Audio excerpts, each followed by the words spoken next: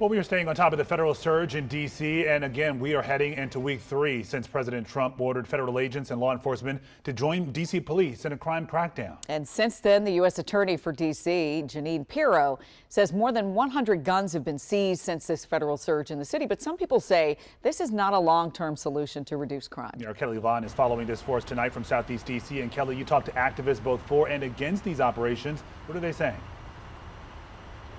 Well, this was the rare case where I spoke with a gun safety advocate and I spoke with a gun rights advocate, and they had similar things to say. They both told me that they don't think these gun confiscations is the best way to crack down on crime in D.C.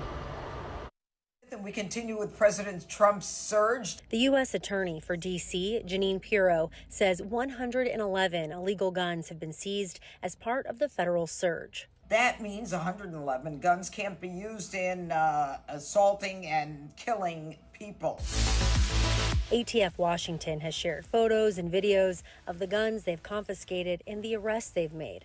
Arrests some gun rights activists say go too far.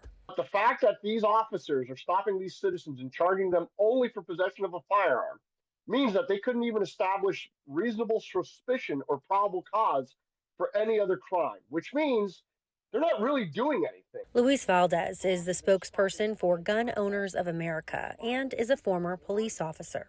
We're not against law enforcement going out there and going after real criminals. We're just against law enforcement resources being misutilized and having those resources being used to violate people's due process and Second Amendment rights. Gun safety advocates are also concerned about a misuse of resources, saying to truly reduce the flow of guns, the ATF needs to be focusing on gun dealers, not street patrols.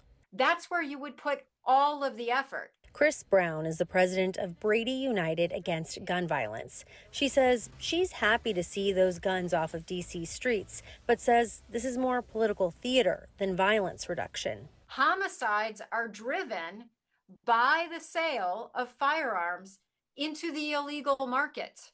So we can't afford to have ATF taken away from that critical mission. For D.C. residents, some say they do feel safer.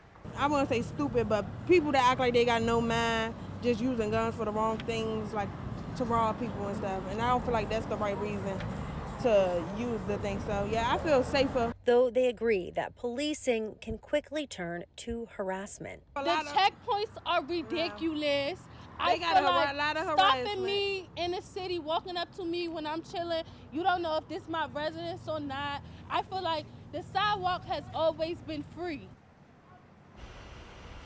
Now, we don't know the charges that went along with each of those 111 gun confiscations, but D.C. law does have gun laws that prevent certain people with specific criminal backgrounds from having firearms. It also requires all firearms be registered, and it requires a permit for concealed carry from MPD. That's just some of the requirements for gun laws here in D.C.